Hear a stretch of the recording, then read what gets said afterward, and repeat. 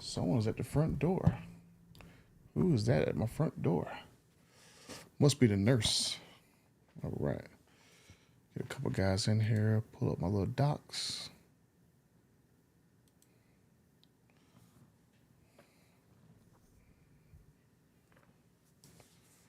Ooh. Guess who's back? Back again. Butter's back. Tell your friends.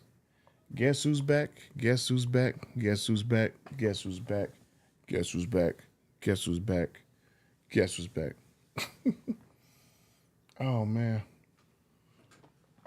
But yeah, a lot of stuff going on with these dealers in the background that it is crazy. Oh, I saw your post on the removed healthcare option high output label. Disappointing. Hey, faithful servant. Hey, appliance man. Yeah, yes, yeah. I'm definitely gonna have some interesting things to say in the video. It just gets to a point with these dealer issues, man. I just cannot get videos out as much as I want to because I'm working on so many things with dealers in the background. It just takes up so much of my time that, like I said, I want to make sure that, if I'm not making videos, that I'm at least doing a live stream or something so I can at least talk. Because I usually have periods where I don't make videos, so I don't want people to think that I'm not really doing anything or I'm too busy with other stuff. It's just these dealer issues. There's just so many of them, and I'm starting to kind of discover that there's also issues on both sides of the aisle, or really three sides of the aisle. There's like some stuff that's like a dealer issue, some stuff is actual customer issue, and some stuff that's actually a Dodge issue. So it's like a three-headed monster, and I'm like in the middle of all three of them. And so I'm trying to juggle and try to determine how can I be fair to all three sides, right? Because issue popped up today that we may hear about depending on this investigation. There's a demon that's going to be very, very interesting that I'm not going to say exactly what's wrong with it, but if this issue comes to light, oh boy, like this is going to be a social media firestorm. So I'm trying to, so I kind of like, I'm the mediator between Dodge and the customer. So I hope that Dodge just does the right thing and just squash this situation before it hits social media. So that's that one particular situation. And then, I'm trying to, juggle situations with some of these dealers. Like, I know TK, he's like carrying the freaking torch, man. Like I wish I could make as many videos as TK do, but I'm the type of person to where I like to hear all sides of the story. And that's nothing to be a slight to TK or anything like that. Because a lot of the stuff is clear cut when we see the paperwork. When we see the paperwork, when we see this and see that, it's clear. It's quite clear what exactly happened. But there's like some people who, like I said, I'm not gonna say who it is, name dropping people, but it's some people who may give us paperwork, but it doesn't really tell the whole story. And so, I've had a bunch of people like that. Like, I would love to help them, but if I don't have all the paperwork, I can't really have a full story because I don't want to go and present a case to Dodge and it's not all the facts. I don't want to have like half facts and then there's a whole bunch of murkiness. And then Dodge come back and be like, oh, well, yeah, the customer wasn't really truthful about this. This was what actually happened. And then so, these past few weeks, last year, I knew personally 0 dealership owners. And I can tell you now, after the past 3 weeks, since I started this whole new little thing of like trying to reach out to the owners first before I make videos, now I know at least 4 owners of decent sized auto groups that I have their personal cell phone numbers. So it's like, for some people, I'm like, okay, some people I can help fix the situation. There's some people, they kind of underplay what they did in the situation and try to put it on the dealer when sometimes it's kind of their fault. And then for some people, it's like, well, it's kind of both of y'all fault. And then, with the situation with, TK exposed at an Arago, it's like, you got the salesman trying to basically get the customer to invest in his business, which you're not supposed to be doing when you're working for another company. You're not supposed to be taking calls about Demon 170 and then trying to basically make sure that oh yeah, hey, I see how much money you're trying to spend on Demon 170. Maybe you can invest in my business. I got a great idea. I'm like, oh God, it's like crazy. And so I talked to the owner of Ergo. So I mean, actually, I had actually, and I'm going to say this in the video, but I actually reached out to the CEO of the auto group that's over at Ergo, and he basically directed me to the actual owner of the Sawgrass Ergo store. And so the owner, I mean, I'm talking to him back and forth. We're talking straight up, and he basically told me the whole truth. Well, he didn't tell me the whole truth, but I'll just say he told me his side of the story, which I can understand because you don't really know what all your employees are doing underneath you, especially when they're trying to bribe people with a Demon 170. Hey, if you invest in this business, hey, I can daggone get you a Demon 170 for cheap.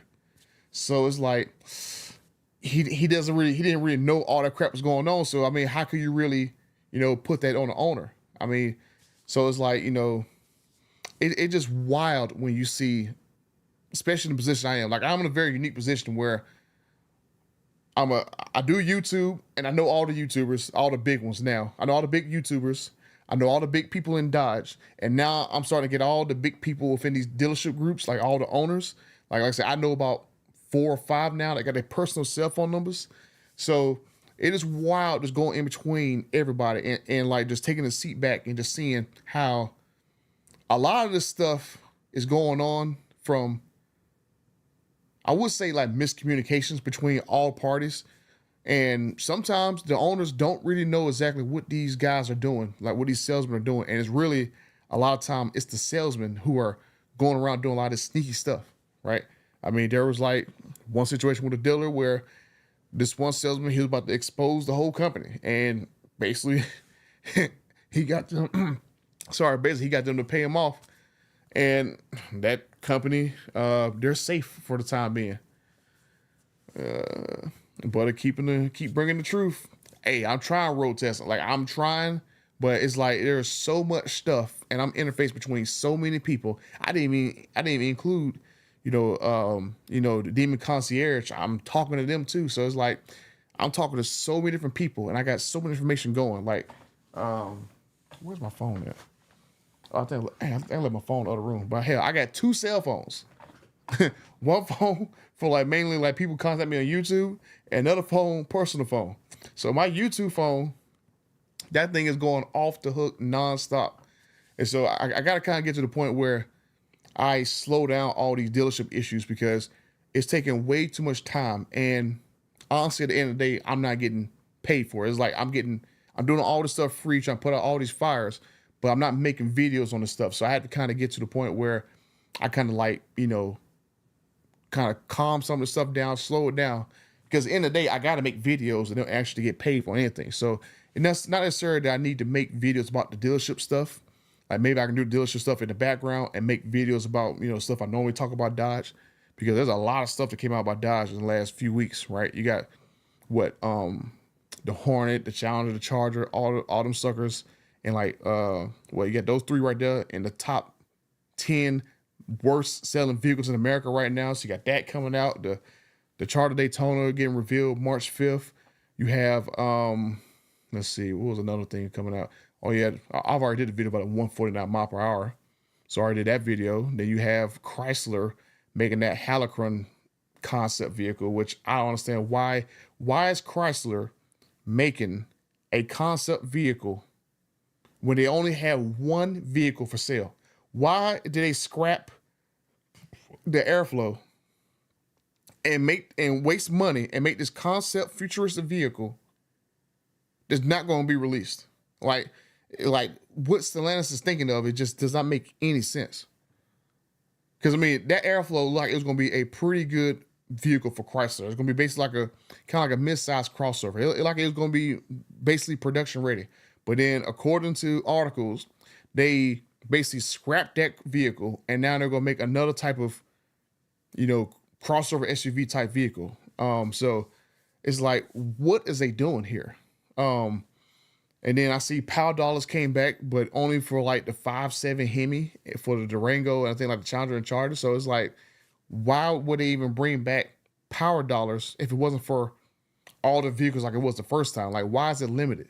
Why can't there be a Power Dollars on the Hellcats and Red Eyes that are still left that still aren't selling? So it's like there's like some weird stuff going on. And I mean, there's not really any positive news coming out by Dodge. Like, I mean, you would think that the Power Dolls would have been a very positive thing for Dodge, but it doesn't include Hellcats. It doesn't include Red Eyes, Super Stocks. I mean, I don't even think it even includes the Hornet. So it's like, why even bring out the Power Dolls if you wasn't going to make it across the board to help push sales? So it's like, I mean, I just don't get what Dodge is doing. I mean, for Chrysler to make that concept Haliburton vehicle and Stellantis is pulling out all the American auto shows, why even make a concept vehicle for show and tell? So I mean, it just, I don't know how in the world that Dodge and Ram and Jeep and all these people come out positive in the next 6 months. I mean, short of them saying that, hey, we're going to reverse course and we're going to put like the 5.7 Hemi in all the next gen cars, I don't see what anything that Dodge can do or Jeep or Ram or Chrysler can do that will give them a positive image. I mean, the only thing positive that has came out from Stellantis in the last, we're like, second week? So basically the last 6 weeks, 2024, is that they're going to give the Soldier a Demon 170. That's really the only positive thing. It just seemed like it's been just so much crap going on behind the scenes that I'm like I said, I'm right in the middle of it. And TK, he right in the middle of it too. Like TK is getting way more people who was contacting him with the crap that's going on, and now start to spread to other brands, right? The guy who reached out to him about the Denoyer dealership, I mean, hell, he reached out to me too. And I'm like, golly, it just piling on. Then another guy reached out to us about Porsche. And I'm like, golly, it just stuff at the stuff. Like, it just so widespread how bad these problems are with these dealers. And, you know, I was talking to a friend of mine and I'm pretty sure he's still in this live stream. And he, I hope that, you know, it really does happen that there's going to be like a section of a law firm. I'm not going to say what law firm it is, but I hope there's a section of this law firm that concentrate on dealership issues, because there are just so many people who have these problems with these dealerships. And like I said, some of the stuff is actually the customer's fault. Some of the stuff is the damn salesman's fault. Some of the stuff Dodge's fault. It's like, it just so many different angles to a lot of these stories that, you know, I would love to sit down and investigate them, but I just don't have the time to do it, because I mean, YouTube is like a part-time thing. And so, I mean, I wish there was like, you know, an actual team of guys who can actually go send that nice, lovely letter to the dealership for them to go ahead and just, boom, refund the money and everybody go about their business. I mean, there's about to be one tomorrow. Like, TK basically just exposed, Arago. And, you know, I'm talking to the owner about Arago, and he wants to, you know, refund the customer's money. He wants to refund all his expenses with the whole crap going on with that salesman who's trying to get I mean, I don't know if he was doing this to other customers or not, but I have to assume that this guy was trying to get other customers to invest in his business idea. And the owner was 100% correct to get rid of that guy, because you had no idea what this guy was doing. And the owner basically seen all the text messages of that salesman talking crap about him behind his back. So yeah, I totally understand why that guy got removed from that dealership. And it's like, you know, that's one good thing I can say that's coming of a lot of these situations, that when a lot of these dealership groups, they actually learn of the shenanigans that certain people do, that person is gone, right? I mean, I think me and TK, we literally lost count of how many GMs and salesmen have been fired who are like a cancer to some of these auto groups, right? I mean, Arago, the internet sales manager who will be the director of variable options or whatever, he's canned because he's trying to scam people into, hey, you invest in my business, I get your D170. So that guy's gone. Greensburg Chrysler Dodge Ram, that GM's gone. Oh God, like Mac Haight, that GM's gone. Like Mac Haight has so many people fired that's not even reported all the people that got fired. You had the general manager fired, the salesman who sold the soldier's car, he was fired. The guy, he's like a sales manager. He actually sat down one of the couples and basically sold them the sold the D170. So that guy's fired. One of the guys in the I think like one of the service managers, he was fired because I think he was doing shenanigans in the service department. A guy working on the table who technically doesn't even work for the dealership, he's out of there. And I think another person got fired, but I know at least 5 people got fired from Mac Haight. And to Mac Haight's credit, they got rid of all those people out of that one dealership. Pretty much all the customers involved, they all got D170s at MSRP.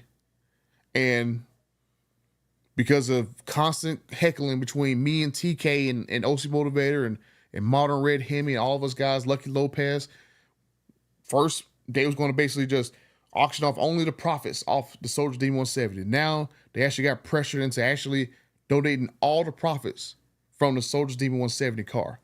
And I mean, I got at least handed to them that they finally caved in and did that crap. But I'm definitely gonna make a video and see if Mac Haight will, if that car goes to auction and does not do good. Let's say that car does only like maybe $200K at auction for charity.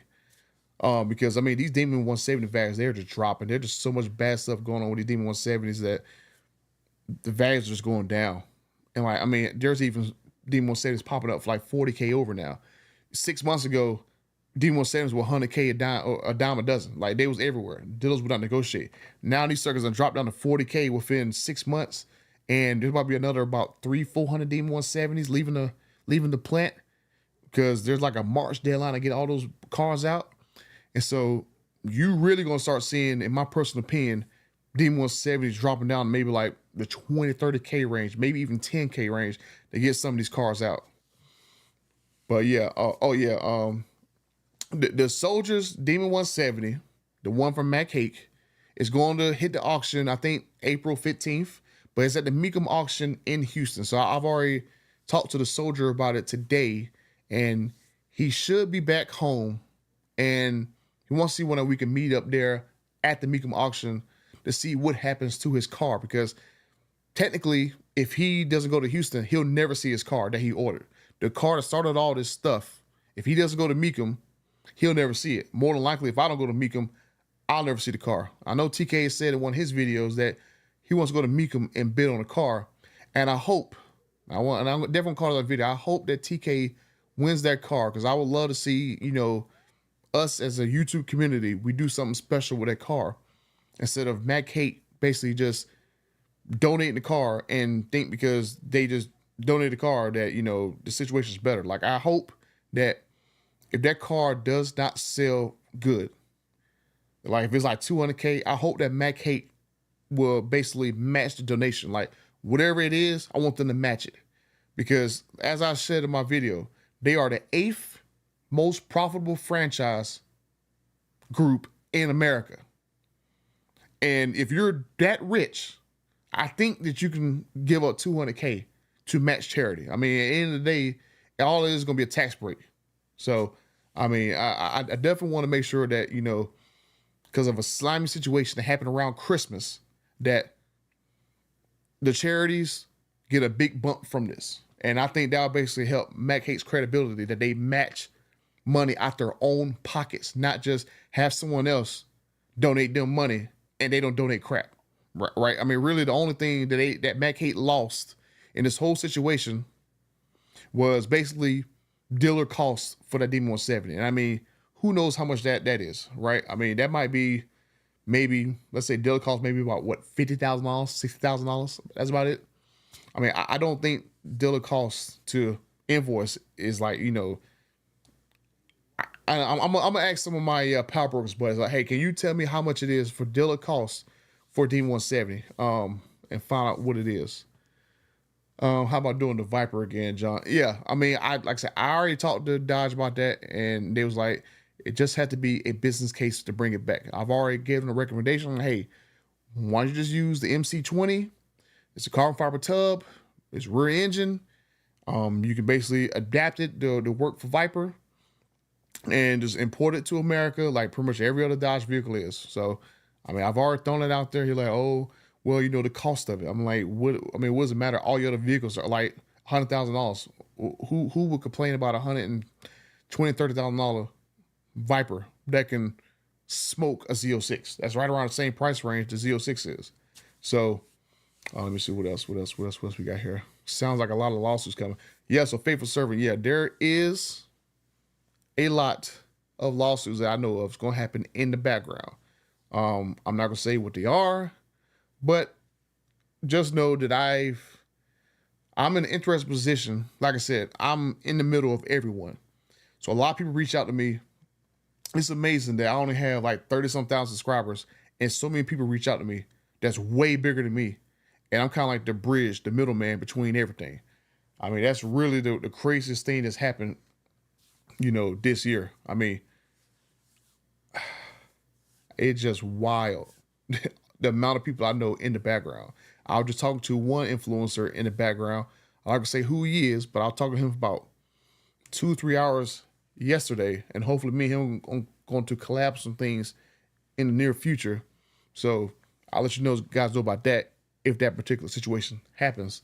And then, I'll talk to some of these owners, of these dealership owners, and, some of these guys want to improve their image. So I might collab with them and, basically tell them straight up, hey, look, if you want to improve your image, stop screwing customers over. I mean, it's really that simple. And if if it's that simple to where you can just stop screwing customers, I guarantee you that you're going to get the sales. And I would love to help promote to bring the sales to you, especially in freaking Florida. Because, I mean, so many people have problems with dealerships in Florida. I mean, like I said, there's like a link on the TRX forum to basically all the best dealerships around Florida that I pretty much put out there that won't price gouge it like Florida dealerships will. I mean, there are so many people who, live in Florida. They go look at that link and they go travel to like Louisiana to Martin Dodge in order to get a TRX at MSRP because they couldn't find one in Florida, especially back in 2020, 2021 when TRX was first coming out. So, like I said, it's just wild. All these issues with dealerships. Like, I mean, I knew it was bad, but I did not know it was that freaking bad, especially with these demons. Like, these demons have really brought out the demon in a lot of these dealers. Like, I just had to assume that when they did their whole little dealer conference in Las Vegas, that they saw that all those new products come out in the next 5 years. They basically saw that this is their last chance to get nice markup vehicles, because I don't think there's going to be very good stuff coming in the next 5 years from Dodge, Jeep, or Ram, right? I mean, I was looking on Facebook, and the photos of the 2025 trucks started to leak out on Facebook. And I saw the front ends of those trucks. I'm going like, golly, they're like the 2025 Ram trucks. They just look weird, man. Like those headlights look like somebody basically took like the HD front end headlights and threw them on a 2024 truck and just slapped them together, and basically took like a hybrid of like the Ram TRX front end and just threw them on all the trucks. I mean, that's basically what the 2025 trucks look like. They're like hybrid HD trucks and TRXs matched together, and then boom, you got a 2025 truck. I saw the Rebel, and the Rebel legit looked like a narrow body TRX. Like they literally just copied all the stuff from the TRX and just spread across the whole lineup. I didn't really tell that until all the pictures came out by those trucks, and those things just look weird to me. Like I just don't see, what Dodge, Ram, all the guys going to do for the next 2 to 3 years. Like their only hope is to basically bring out a V8 engine in those trucks again to make them appeal again. I mean, and that's why I think these dealers have just seen the writings on the wall for these dealership groups, and they're like, they got to get this money out of these last Hellcats, Red Eyes, Super Stocks, Demons, Scat Packs. They got to get the money out for them suckers, because I don't see them being profitable in the next at least 3 to 4 years. I mean, there's nothing that I know of that's coming that's going to turn the needle to make things better for them. I mean, that Charger, I mean, it might do decent in sales because it's a Charger after all, and it's actually back to a two-door car. But if Dodge try to push the EV version only, no, they're cooked. They are cooked. Hey butter, is it really track speed? Hey butter, TK is really shacking up the dealer regarding returning my deposit for the Corvette. Hopefully I get my money back soon. Yeah, track, like, yeah, like, man, that's why I told TK, go ahead and make a video about this, because I just don't have the time, and I didn't want to wait to get you your money back for your C8. But yeah, it seems like a lot of times these dealers, they do not want the negative press, because this Mac hate thing has really, really got to the point where these guys are just scared to have backlash. And that's the one beautiful thing now about social media. It's not like we're not doing cancel culture. We're basically doing making things right culture. That's basically what these videos are about. And I'm glad that TK basically took that helm, because TK has way more time to deal with this than I do. And me, I'm more of an investigation type person, where I like to investigate every single little detail before I make a video about it, because I want to make sure that every single video that I make is as perfect as I can get it.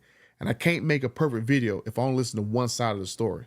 So, that's why, a lot of times my videos, I have like, Dodge's side, this side, that side. So it's not like I'm not going to make videos about the whole dealer situation. It's just, I'm going to be more selective on which videos that I do, because there are a lot of situations that I can handle in the background that does not require a video, right? Because I mean, like I said, I've already did it where, I had one situation, all it took was a social media post, boom, situation take care of.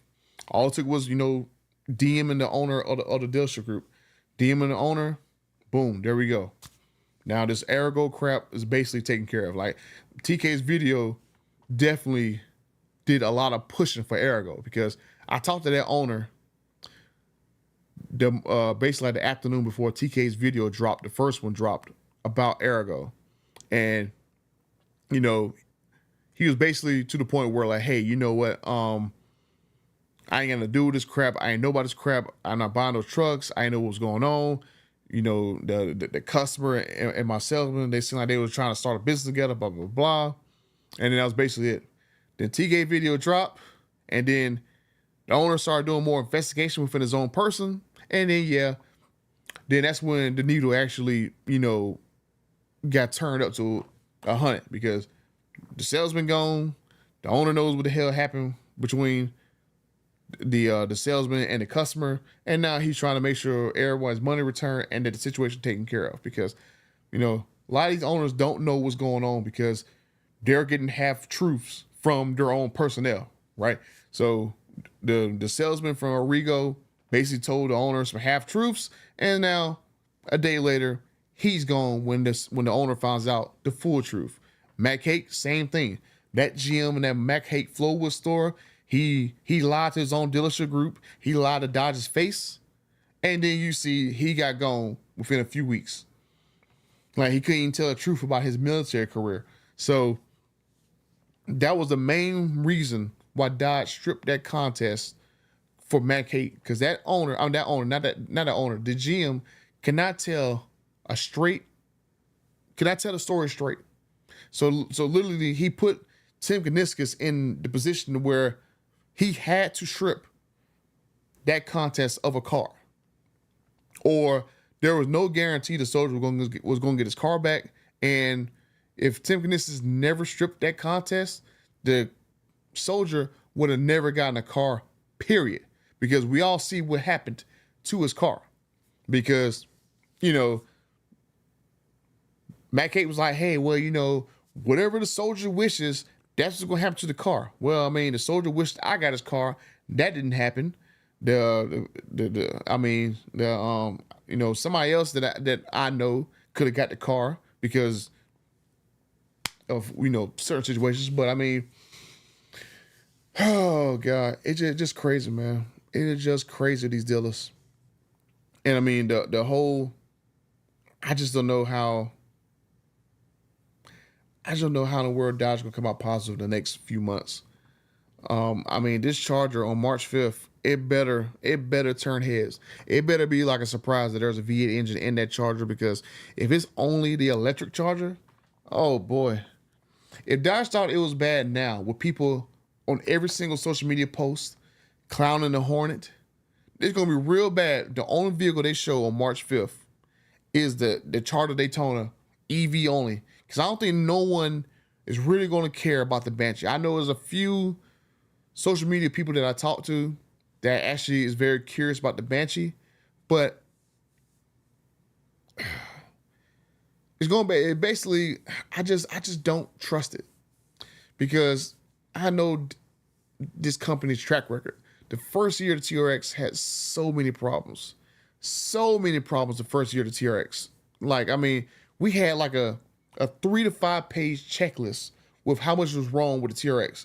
And on that checklist, I think there's still like a page of stuff that you still got to check when you go get a TRX, right? If you own a TRX right now, go in your fuse box and make sure each individual fuse is pushed down, because there are still TRXs that be like, they got little electrical gremlins. And if you just go simply in your fuse box and push every single little fuse down, then the gremlin will stop. But, that's why I don't really trust these new vehicles coming out, because if they can't put together certain gas vehicles now, I'm supposed to trust them to put together an electric vehicle that has a lot more serious stuff going on here. So I'm like, and I think that's why the dealer's going like, hey, look, we need to price gouge the crap out of these last call cars, because the future don't look bright. I mean, regardless of how much that Dodge think the Charger Daytona is going to sell, electric vehicles do not sell in mass. And when I said in my one video about the Wrangler 4xe system and the Jeep Grand Cherokee 4xe, just a year ago, Jeep was saying that the Wrangler 4xe was the best-selling hybrid in America. And then here we go a year later, that Stellantis got to pull out the 4xe in CARB states because no one is buying them. And if that 4xe system was the best-selling hybrid vehicle in America, what does that say about every other hybrid vehicle in America? If the best-selling version of it is not selling, people aren't buying this stuff, and they're not buying it in mass. So I'm like, these dealers, I think they're part of the reason why a lot of people are just not buying Dodge vehicles or Ram vehicles or Jeep vehicles. I mean, a big part of it because of the cost, because it seems like every Stellantis vehicle right now is $10,000 to $20,000 over what I think it should be. And then doesn't help out that these dealers are taking another $20, $30, $40, $50,000 on top of that price, right? I mean, for like the Hornet, for example, the Hornet should not start off at like $30-something thousand. The Hornet should start off around $20,000. The Hornet is supposed to be this grand upgrade to the Dodge Journey, but the Dodge Journey was like a $20-something thousand SUV. It wasn't the greatest SUV ever, but it was cheap, and a lot of people liked the Journey. But the Hornet is like $10,000 more expensive, and so I can see why the Hornet, it has like 400-something days of stock sitting at dealerships. No one wants it, and I mean, we might get to a point sooner or later that there are gonna be so many Demon 170 sitting that these dealerships are gonna start dropping these markups. And I mean, I just can't imagine right now being the guys who rushed early to get Demon 170s and paid $100,000 over sticker, $150,000 over sticker, right? I couldn't imagine being some of those guys that pay that much money over sticker if all they do was just wait. And now they could have saved at least 50% of their money if they just waited. And just like what OC Motivator says in all his videos, OC Motivator just say, look, just wait and prices will come down. And OC Motivator sound like he's a damn messiah, because every time he says that, prices go down. It's just like, but some people are just so, they're just so worked up over these Demon 170s. And it's like these cars have a lot of flaws to them. It's kind of almost seemed like Dodge kind of rushed these cars because the 149 mile per hour top speed thing, that is not a great look. I mean, a 2018 Demon with the race ECU can do 211 miles per hour. And this Demon 170 is supposed to be the creme de la creme of Challenger versions out there. For to do 149, that's not bad. That I mean, that's not bad, but that's pretty bad. Let's see what we got here. Yeah, track speed. I hope they give you your money back. Hey, what's going on, Destroyer 1320? Oh yeah, as Goldberg called me Butters. Yeah, hopefully when the soldier gets back, we're probably gonna meet up at the Houston Mecum auction where his cars is gonna be auctioned at. His car that Mac hate will not sell back to him. So hopefully me and the soldier gonna meet up there, and I think TK is going there to bid on the soldier's car. So we'll probably all three of us get together and talk about some stuff, and then hopefully me and the soldier can set up a time to go visit Goldberg's garage, because I think Goldberg is around the area, so we might go meet up Goldberg while we're there at Mecum. So that might be an interesting video if that happens. Ram half ton trucks, 100K is crazy to me. Yep, I guarantee that tungsten model is going to be around 90K. Cali kills. Nobody wants the EV crap. It's not selling. Even at reduced prices, it's not selling. Dodge Ram getting rid of their beloved V8s and vehicles we want is like McDonald's killing the Big Mac and the quarter pounder. And the dealers are terrible as of now. Yeah. I just don't see how they will positively get back to where they have a positive image. It's getting better there with these dealers. Keep up the great work.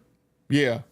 Yeah, OC Motivator. Like, I mean, it just crazy. Like, there's so many crap. Like, it's not really even the dealerships. It's the actual people they employ within the dealerships. Like, some of these owners I've talked to, they're actually pretty cool. Like, they was like, hey, if you need anything, you want to talk about anything, hey, just call me back at my personal cell phone number. So I got the personal cell phone number for at least 5 owners, and they all seem like pretty cool, straightforward guys. When I come at them correct, they come at me correct, and it's basically like a mutual respect. So I mean, that's part of the reason why I haven't made a lot of videos about dealerships, because it's very respectful to them who are freaking millionaires to come say something to me. We both have like a mutual respect. We come correct. They kind of tell me their side of the story. I tell them the customer side of the story. And then some situations, well, why not say some, but pretty much every situation but one, they fixed the issue with the customer and made the customer whole. Whether or not they dropped the markup because they didn't know about it, or they basically, told me about a situation where one of the customers turned to be like a scammer that was already on Dodge's radar, and they're trying to use like me and TK and the gang to basically try to pressure the dealer to sell them a car. Let's see. Saw an article today saying Dodge is willing to give you 10 miles per horsepower. Yeah, Chris, that was basically only on the RTs, right? So I mean, they want to basically give you power dollars for vehicles that should be selling, but they're just too expensive anyway. So I don't even know even if that's even a good deal. I mean, they should. I mean, hell, you want all those units to move? Tell all your dealers, hey, sell the invoice, and we'll cut you the difference between invoice and MSRP. You want those vehicles to move. So that's honestly what they should do. My TRX only does 118. Yeah, that's because your tires. So I mean, that's why on the Demon 170, right? I would have said, Mickey Thompson, deuces, we're not using you. If you can't make us a tire that go at least to 180, 190, we're not using you. But I mean, heck, as far as I know, those Mickey Thompson tires on Demon 170 are basically off the shelf tires. So I was like, back in 2018, Demon, you had custom branded Demon tires with a Demon logo on the tire. Mickey Thompson didn't even do that on Demon 170. So I'm going like, how special are Mickey Thompsons anyway? I mean, I'm just going like, there's like, the 2018 Demon seemed like it was such a better car set up for a collector, because the 2018 Demon had so much unique stuff about it that the Demon 170 does not have, right? I mean, Demon 170 does not have the Demon logo in the little air inlet in the headlight. It doesn't have like the sticker for the air grabber, I think, under the hood. It doesn't have Demon branded tires on the car.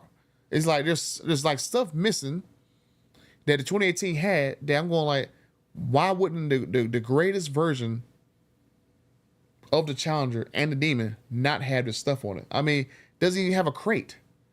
I mean, you get a shot glass set. I mean, come on, man. I mean, if I build a car in 2018, I want to make sure that if I build an updated version in 2023, that 2023 car will be hands down the best car that everyone's going to want to get. Not like, okay, we're going to fix this piece, we're going to fix that piece, or we're going to subtract this, we're going to subtract that, or we're going to turn the top speed down, and then boom, here you go. This is the greatest car ever. Like, I'm like, don't get me wrong, I still love a D170, but I wish there were certain aspects of it that was better. And, you know, and I talked to a couple influencers, and they, you know, some of them have different opinions about the car. The car's like a one-trick pony. The car is like, you know, maybe there should be some stuff is a little fixed here and there. Maybe it should be a crate. So it's like, it's kind of interesting getting some of the people who, you know, have to make videos about these cars and getting their kind of influence on it. Because, I mean, they all genuinely like the car because it's a pretty good car. But it's like, you know, there should have been some stuff that Dodge put in there. Like, I mean, at the bare minimum to me, there should have been a Demon crate and put those Mickey Thompson wheels in that damn crate and put a race ECU in the car. That way, like, the 149, like I said, I get it. But, I mean, come on, man. I mean, you want this car to be the fastest car no matter where it goes. But, I mean, that's just my personal opinion. And you're so right about wanting. That's why I want to buy. Oh, you're so right. Oh, you're so right about waiting. That's why I wanted to buy a V8 Mustang. And I got a V8 Mustang on order too. And I have no idea when it's coming. So, I mean, good. Ford, don't build my dark horse, because if that next car that they make for the little Mustang 60th anniversary is like a V8 supercharged Mustang, I'm 100% going to try to call in as many favors I can get to get that car. I mean, there's no way in the world my po self can afford a GTD, but if there is a street legal supercharged V8 Mustang that comes out, I'm going to try to call in every special favor that I have to try to get that car at MSRP.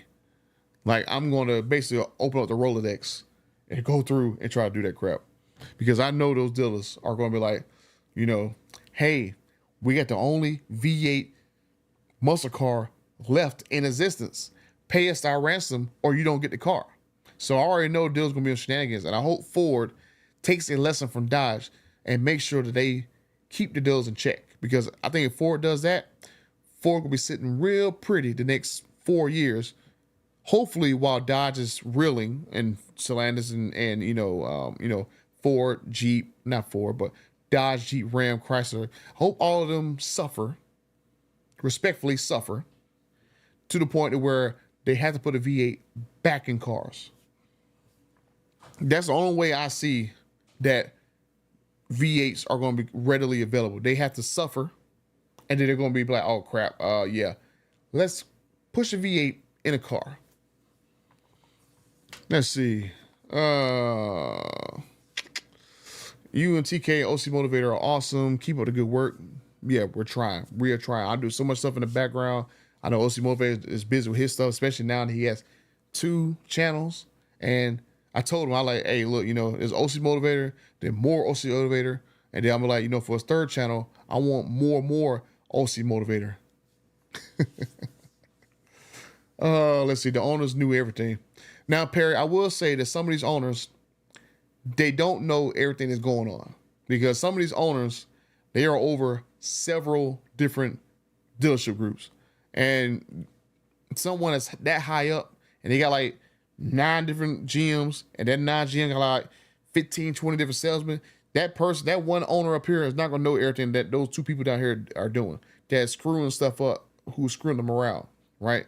So, I mean, when you're an executive, you got to do executive stuff, not cherry pick, you know, which dealership to worry about. So I will say there's some that, for the most part, out of maybe like the 5, 6 owners I talked to, 3 of them were not really involved with the whole day-to-day stuff they trusted their GMs to basically handle everything. But two of them, they do know that, yeah. I mean, they was like, yeah, I mean, I'm like bumping this, man. This car is money. So, I mean, yeah. Let's see. Where am I at? Be careful, wolves and sheep's clothing them owners. Yeah. Like I said, some of the owners, hey, look, they were just straight up with me. They're like, hey, look, you know, it's a business. I can do what I want. I mean, as long as I'm not deceiving people, I should be able to sell the cars wherever I want. I like, hey, look, you know, I definitely respect that. But when you get to a point where you're deceiving customers and like, you know, that's kind of where I draw the line up. But hey, if you want to charge markup, be upfront that you charge a markup. Don't sucker people into like having these hidden bidding wars where dude think he getting the car 50 grand. The next thing you know, somebody else comes in, say, hey, I'm paying 75. Oh yeah, screw you. He's taking the cake. So I mean, they just had to be honest, and I think we're good. So as I'm saying, not every single time I talk to an owner, they fix the situation. That's why I said majority of the time they fix the situation, or they just say, hey, you know, bump them. Deuces. Let's see what we got. Was supposed to be limited until they made more. I think the 170 being limited. We made it 2018 more a desirable collective. It's already going to be the most desirable collective. I think the values for 2018s are going to go back up because people are going to start realizing that 2018 is probably going to be an all-around better vehicle. It's a lot more usable than Demon 170. So I'm pretty sure, you know, a lot of people are going to be looking for their VIN match cars because it seems like that's going to be the next thing. Like if I had a Demon 170, I would go find my VIN match 2018 car, and if anything, that 2018 car will basically be my daily driver. While Demon 170 will basically be like my try me and you get smoked car. That's basically how I would do it. The last call was a clear off the shelves and mixed parts thrown together trims. I mean, hey, you never know. Like when I actually get a chance to get over all this dealership stuff, I'm definitely going to do like a thorough investigation and trying to figure out, you know, what all was kind of like cheaped out on and what was actually improved.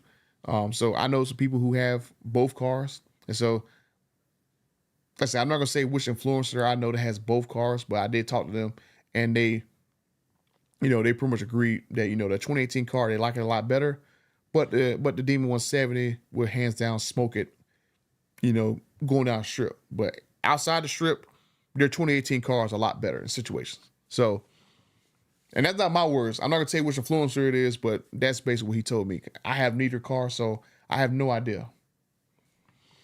Let's see what we got. I wish D170 had all around wide body. I wish that was an option. Now, dang, you know what? I forgot to ask Kaniskus. Because I heard that his car is the only wide body Demon 170. So I'm gonna ask Kaniskus this question, if that is true, because I don't think anyone's ever really taken photos of his cars other than just the VIN plate. Because I know he got VIN 001, so I'll be very interested in finding out if he has the only two VIN match wide body cars. I would love to find out about that.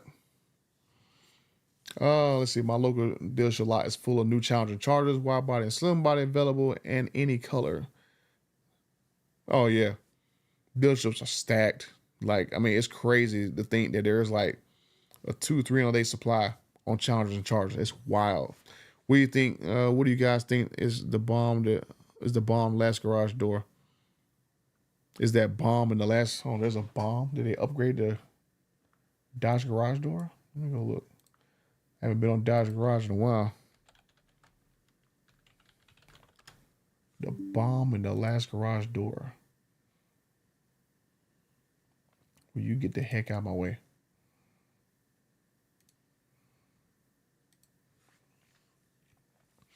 Let's see. Yeah, I don't see no bomb on the garage door, but that frog saw emblem, that's for that March 5th reveal for that Charter Daytona. That's basically gonna be that Foxhall logos for the electric cars. I'm thinking you talking about there's another freaking garage door that just popped up. That's why I'm hitting you up, Butter, when the special Mustang hits. Yeah, hopefully we'll see.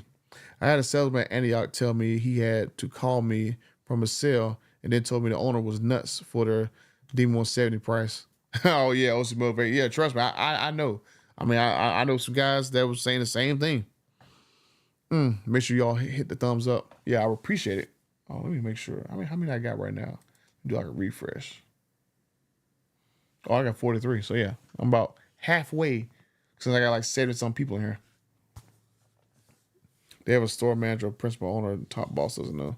Yeah. So I'm WS6, like when I'm talking about the owners, I'm talking about the owners of the actual group. Like I'm not talking about, GMs. I'm talking about the owners, like the dudes who are like one or second in command. Those are the people I'm talking to in the background. So those guys don't really know what's going on with some of these underlings underneath them. But now I had the numbers for some of the top dealership guys in the country. And these are guys who like own several stores. And now I got a personal cell phone number. So in the future, when stuff goes down at one of their dealership groups, I'll be able to go straight to the top, boop, put a call in, or maybe in the future I might collab with them about some stuff that I'm not going to repeat, but we'll see what happens in the future. Ford is making a Mustang GTD, and this is a street legal car with a 5.2 legal Predator, but it's going to be started at $300,000. Too bad it's the price of a McLaren. But yeah, Appliance Man is supposed to be another GTD based car that they're going to reveal for the 60th anniversary, and that's supposed to be hopefully under or at $100,000. So we'll see. It's supposed to be like an 800 horsepower street car. So I know Stang Mode, he was doing videos about it, and he saw like a prototype that he did a video on. So we'll see. If there's 800 horsepower street Mustang, golly, that's going to be wild. That should have made a 900 horsepower Challenger and Charger in the last call with the Demon 170. And honestly, to me, they should have made, in my personal opinion, they should have basically made the 3300 Demon 170s, and then take the Charger and basically make the Charger like a 215, 220 mile per hour top speed car. Like that way you can have the best of both worlds. You can have a Demon, and they could use their old trademark that they had sitting, I think they got rid of like a year or two ago. You had a Demon and an Angel. And so there wouldn't be no questions about, oh my God, my car can't do the Texas Mile and can't do top speed runs. Like, nah, all you do is get a Charger 170. Boom, there you go. What's a fair price on a Scat Pack? I'm heading to town tomorrow to look. Golly. Scat Packs are like Hellcat prices. So, you're looking at a 60K range. So I think I might pick up a used Scat Pack. I think that's what I'm going to do. I think I want to find me a used plum purple narrow body Scat Pack. And then I want to go and do like the wide body kit conversion, so I can do a video about what's all involved in doing that conversion, and then have a Charger Scat Pack wide body as a daily driver. That's what I think I might do. Either get a Scat Pack narrow body or get a Hellcat narrow body. Maybe. We'll see. I'm a Ford guy. I haven't really fooled with the Dodge until the 170 hit. Yeah, so I'm actually a GM guy, and I didn't mess with Dodge until after the Hellcat hit, and then I've been Team Hellcat to now when the Hellcat's going away. Now I'm going probably back between GM and Ford. So hey, I'm a mercenary. We got jump ship. So, but yeah, it just all depends on what's going on with these freaking dealers. I mean, these dealers can really make or break your dreams. I had two Demons saved on Auto Trader, everything but the roof, 110, 114K. They both went up to 90K overnight yesterday. Yeah. It was crazy with these Demons. I think the Demon 170 values are 100%. They're going to drop some more. I think if people hold out for another at least 4 weeks. I think if you hold out for another 4 weeks, you're probably going to start seeing Demon 170s between 10 and 20K over, because I mean, like I said, they're starting to pop out now, one after another. That are popping into the 40s, and there's like I said, probably about 400 Demon 170s that's going to be shipped to dealers within the next 6 weeks, and I think about 300 of those 400 cars are going to have carbon fiber wheels. So all these other cars sitting around that don't have carbon fiber wheels, I guarantee you those demons are going to be cheap as crap because everyone's going to be fighting over those carbon fiber wheel cars. And all these other Demon 170s sitting around that don't have those carbon fiber wheels, no one's going to want them because everyone's going to be like, oh my God, the collectability of the carbon fiber wheels, we got to get them, we got to get them, we got to get them. Everyone's going to, like I said, forget about those non-carbon fiber wheel cars, and you're going to be able to swoop in and go get one because dealers can't give them away. So that's what I think is going to happen with those non-carbon fiber wheel Demon 170s.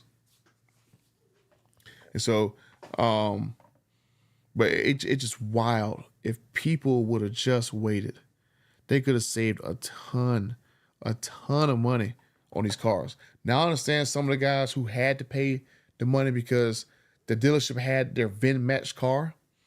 But other than that, I'm like, golly. I mean, I've had to talk to some owners. I'm like, look, is this Demon 170 worth $90,000 over sticker right now when you can get another one that's pretty close to what you already have? You can go get it for $50,000. Is your name on a winter sticker worth $40,000? Is your name worth that? And I talked to at least about 4 owners, at least about 4, and they all walked away. Cause I'm going like, dude, you can literally save yourself $40,000 by walking away from that one car with your name on it and go buy one of these cheaper ones. Like you can even pay a broker fee and still save $35,000. I mean, it's like a no-brainer to me. Like, I mean, bump my name. If I could save $30-some thousand, I think that payment to myself would be more than enough to make up for my feelings in missing out on having my name on a window sticker. But it's just crazy. Like I said, the VIN match cars ones, I can understand those. Like you know, you really got no choice because it's not like you can go find another VIN match car that you ordered. And I mean, that's golly. Like, I mean, that's what kind of sucks because if those cars wasn't VIN match, those cars would not have sold. I mean, you got some of these owners, or some of these salesmen going like, yeah, we sold these cars. We sold this car $200,000 over sticker. We sold this car right here, you know, $250,000 out the door. And a lot of those cars are VIN match cars. And it's like, you know, and another thing is, a lot of these guys that I've seen, they basically had a VIN match Demon 170, but they had to sell the 2018 car to get the Demon 170. They had the same VIN as the 2018 car that they got rid of. I mean, it's just crazy that people had to go through that crap. You got a 2018 Demon, you order a Demon 170, the VIN match. You had to sell your 2018 car to get the VIN match car, but then you don't have the 2018 car no more. And because these dealerships charging so much money over sticker, you could not keep both cars. I mean, that was like, oh my goodness, that is wild. So now the owner, his only hope is wherever his 2018 car goes, he has to try to find that car, and sometime in the future, he has to try to buy that car to bring back his VIN match pair. And I guarantee that's going to happen. I guarantee that's what some of these owners thought of. They was like, well, you know, I get rid of the car now. Then a couple of years, I go find it, and then I just, you know, finance it, and then boom, I got both of my cars back. But I mean, it's like, you know, I think Dodge could have handled this way better. Like Dodge could at least gotten to an agreement with certain dealerships and only let those certain dealers do the VIN match cars. Like that's why I wish that Power Brokers was way better than what Power Brokers is. Power Brokers should have been like a program between Dodge and the dealerships where like Dodge can come to them and get like special things done. So like anybody who had a VIN match 2018 Demon, they should have been able to go to a Power Broker, and that Power Broker will let them order a Demon 170 at MSRP. And like I said, they got first dibs at a Power Broker. That's basically how it should have been. Dodge should have encouraged 2018 owners, rewarded them for keeping their car, especially the owners who had their cars since day one. Like, give them the ability to go ahead and get their order out of the way for Demon 170 at MSRP from a power broker. Power brokers honestly should have been like, Dodge can just make sure that those dealerships sell at MSRP and just funnel those dealerships more higher spec allocations, more quality vehicles.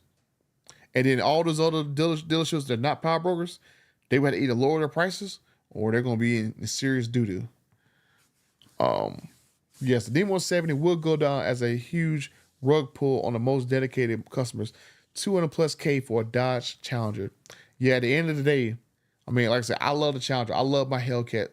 I love my 2016 Hellcat to death. But my 2017 Hellcat is basically a $30,000 SXT with a $30,000 engine upgrade. I mean, that's basically how I see it to me. And the D170 is basically the same thing. It's a $30,000 SXT with like $50,000 or $60,000 in upgrades to turn into a drag strip car. I mean, that's basically how I see it as. So it's not a McLaren, it's not a Porsche, it's not a Ferrari, it's not a Lamborghini. So I don't know why, some people are paying these crazy prices on these cars. Because, I mean, like I said, if you have the ability to pay that kind of money, go at it. But I mean, there's some guys who don't have that kind of money and they're like, taking out, home equity loans and cashing their 401ks and all this other crap to get this car. And I just want to know, for some people that did all that crap to get the D170, how do they feel, especially after buying that car and they found out that the car is like really a one-trick pony compared to the 2018 Demon. The 2018 Demon, I think, is like maybe the perfect all-around version of the Challenger. It can do 200 miles per hour. It can do a wheelie. It can beat a red eye on the drag strip, be the super stocker drag strip. So I mean, it may be the second fastest car ever on the drag strip compared to Demon 170. But overall, the 2018 Demon, I think, is like the perfect, is pretty much like that perfect iteration of the Challenger. And Dodge said they're gonna make stage kits for it. So I mean, what is to say that when Dodge releases stage kits for the 2018 Demon, that it makes that car, like, hands down, the best version of the Challenger. All around performance, wheelies, 1,000 horsepower from the factory. You can do the Texas Mile. You can do a drag strip. You can smoke anybody on the street. Maybe the 2018 Demon may become the best overall car, and the value of that car just skyrockets. And Demon 170 stays a little bit below it. I mean, I'm just saying. I paid $150K over, and I feel like a nut. Yeah, and I mean, and it's tough. It's tough. $150K over. Oh yeah, I paid $85K over, and wish I would have waited now. And that's how it is. I mean, it's like they kind of played the whole fear of missing out. If you don't get this car now, you would not get it.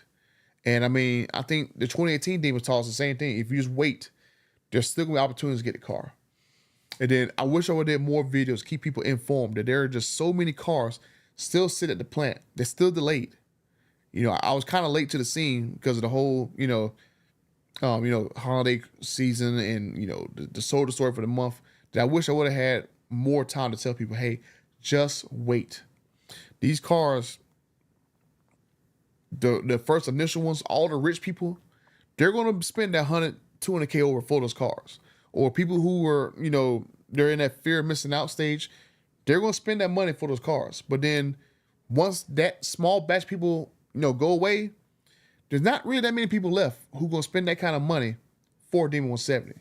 And I mean, these dealerships, they are ha-ha and kiki-ing now.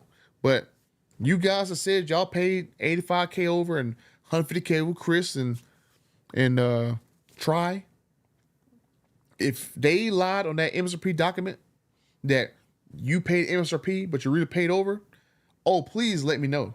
Because I guarantee you, if I don't get all your money back, I'll get a portion of it back, because I'm working on a dealership now to where dude paid, I'll just say he paid 80 grand over.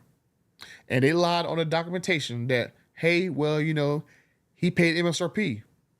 But I had the invoice from them that said he paid 80K over. But I got this little document they sent to Dodge saying, hey, we paid MSRP. They kind of lied. So they're trying to do like a little offer where they offer part of the money back. But I'm going like, I don't know, dude. You might have to pay all that money back. So we will see. If I make a video about that particular dealership, you will see that they did not pay the customer back all his money.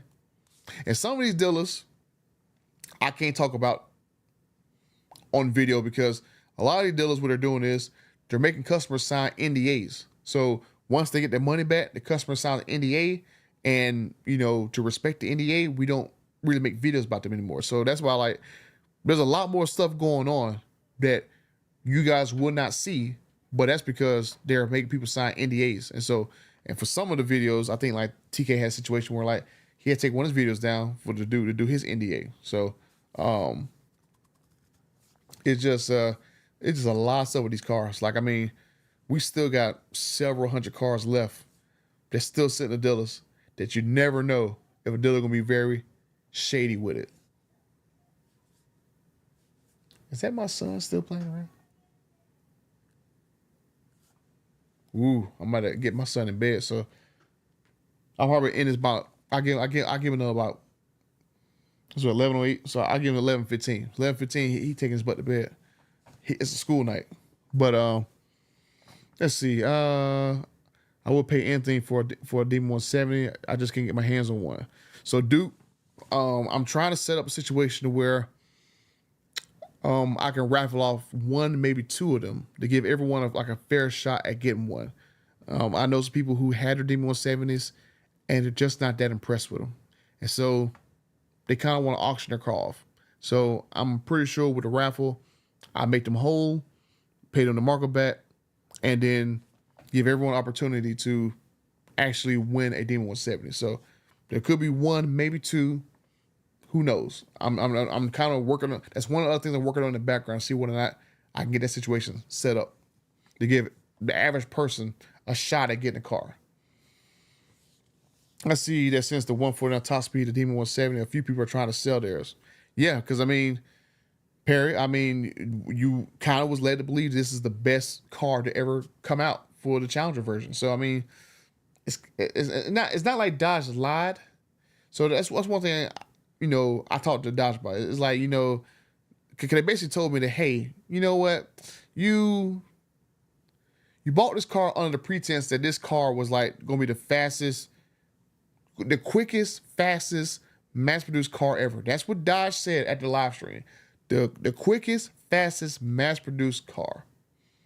But it's not the fastest because they said in the email that they sent, the D170 channel, they said that the Red Eye is the fastest Challenger ever. So it's like Dodge kind of they kind of massaged that one. So it's like, I can see why some people are selling it. I don't think it's just because of the 149 mile per hour top speed. I think it's because some guys, they got the car and they're not necessarily impressed with it compared to the 2018 car. Because a lot of these guys got not really 2018 cars, but these guys either got super stocks, red eyes, or 2018 Demons, and are not exactly impressed with the Demon 170. I know if I got Demon 170, I know if somebody asked me, do you got Demon 170? Technically,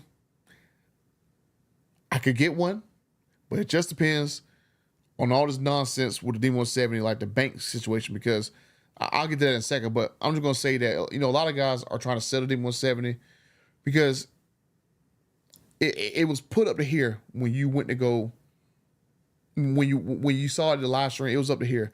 Now people are starting to get it.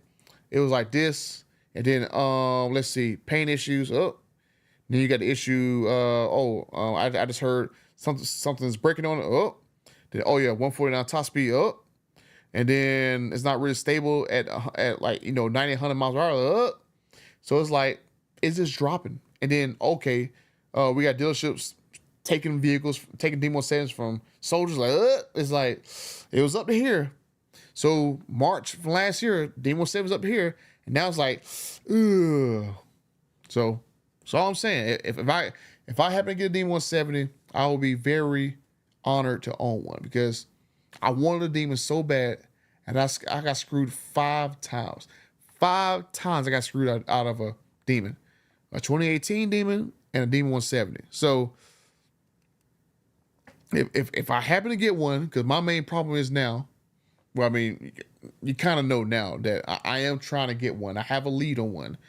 So my main problem is the same thing Demonology face, is that these banks don't recognize the Demon 170 as a Demon because Dodge made the Demon 170 an option and not a separate trim.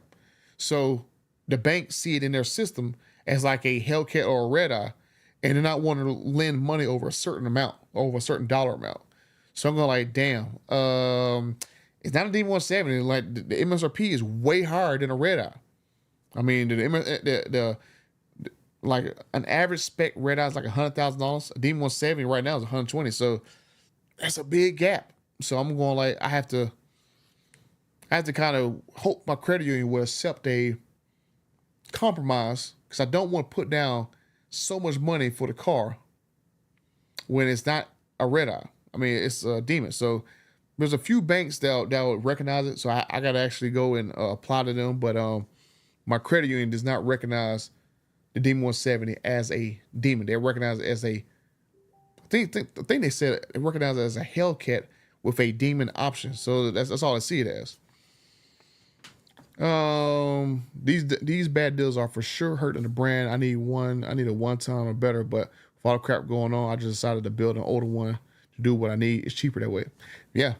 And hey, you go read on the internet, articles are saying that Stellantis prices are 50% higher than what it was 5 years ago. So all that money ain't going to, cover the cost of the vehicle. A lot of that money is going to pay for these EV nonsense that's coming out in the next year or two.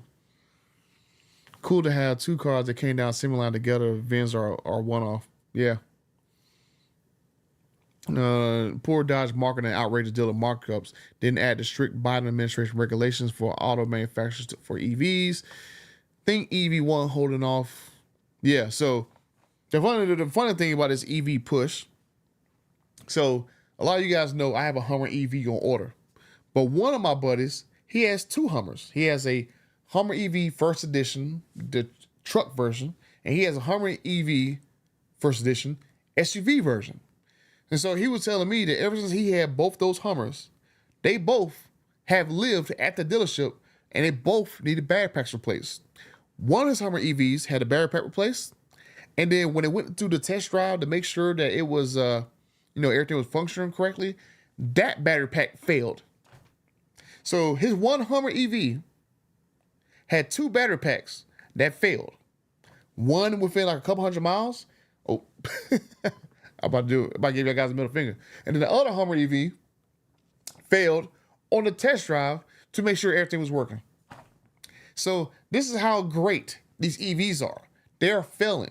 You got these big 3 automakers who are trying to break into a new market that they had no idea what to do. And their EVs are failing. I mean, it's just crazy.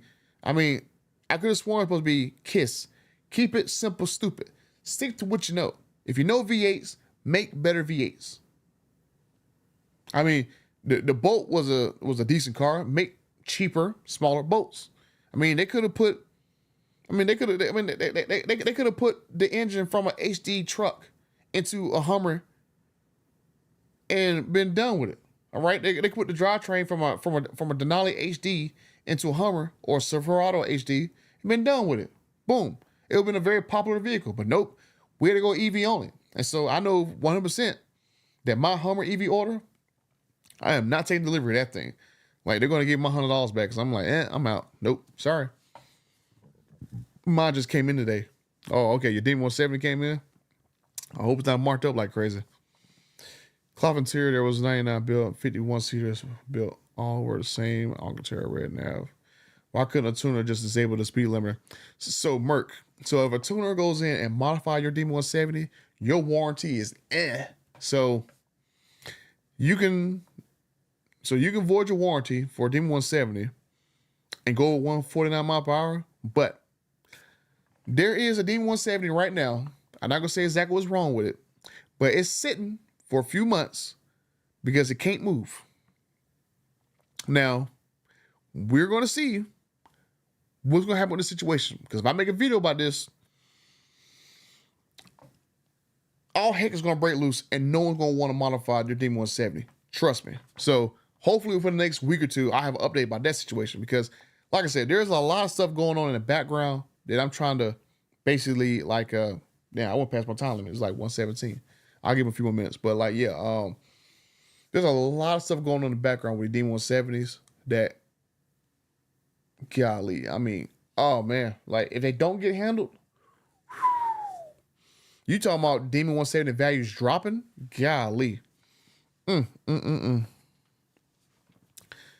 Oh man, how did Goldberg's pairs do with Barrett Jackson? Yeah, Goldberg's pairs only brought in $410K.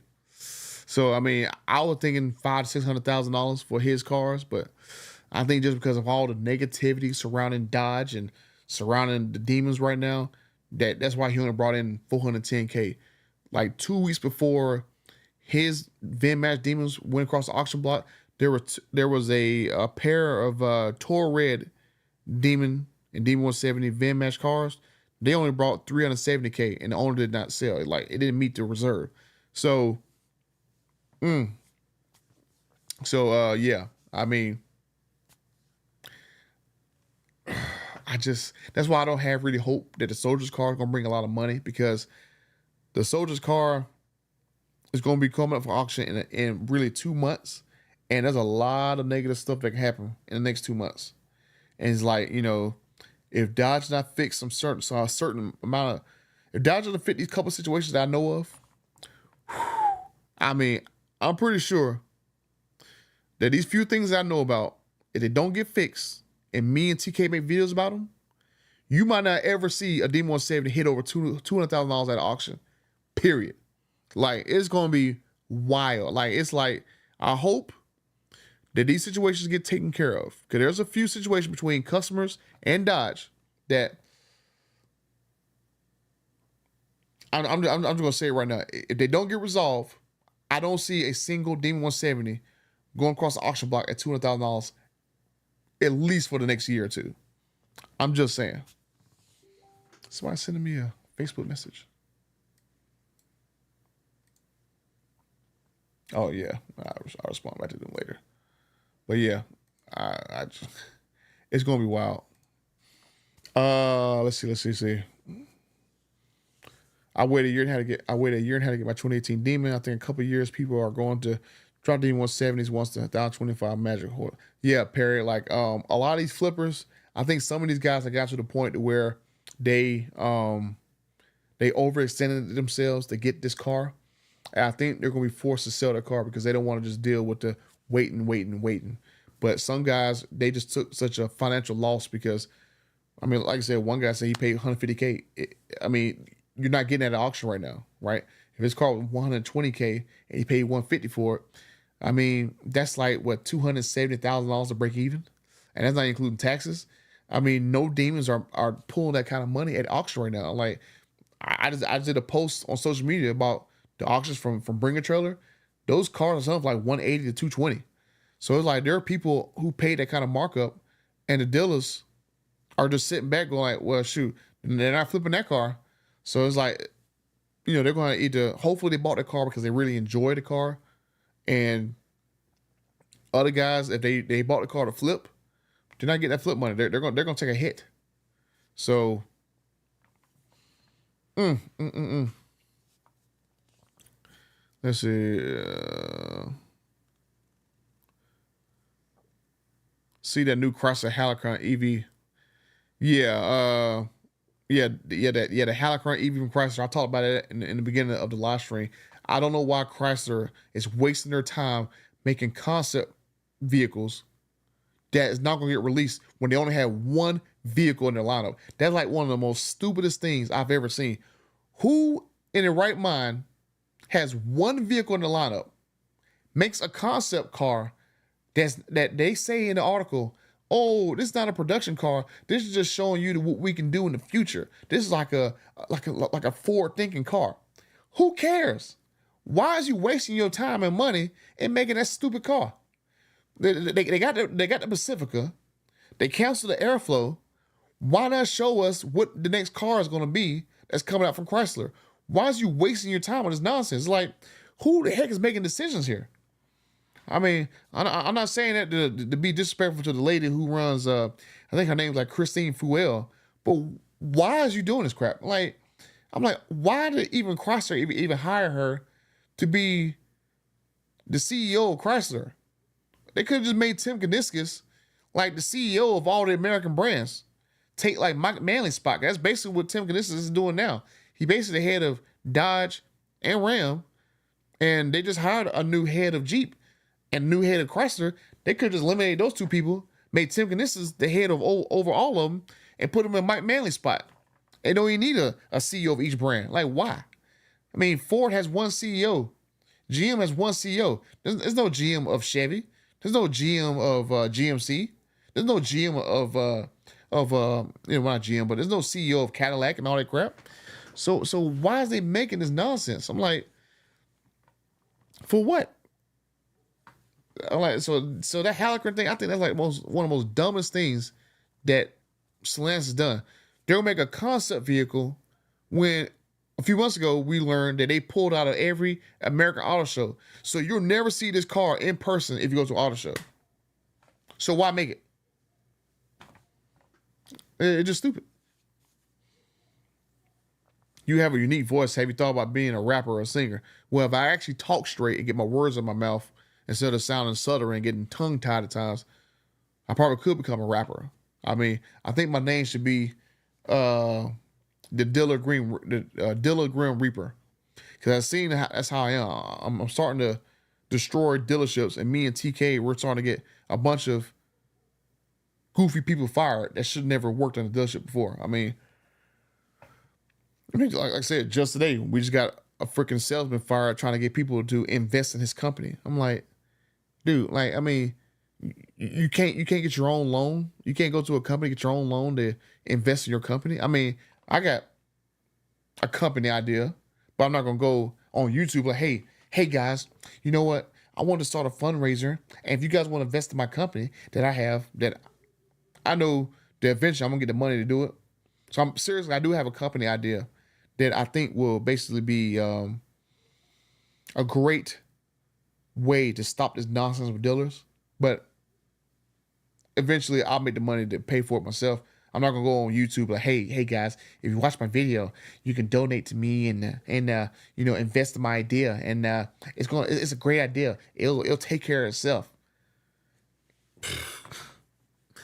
Oh God, some of the things these salesmen do is crazy. Like, I can only imagine some of the stuff some of these other salesmen are talking about. But to get this dude to basically, I think that's why he wanted to get the customer to have a Demon 170 cheaper, because I think he wanted like $50,000 to basically invest in his company.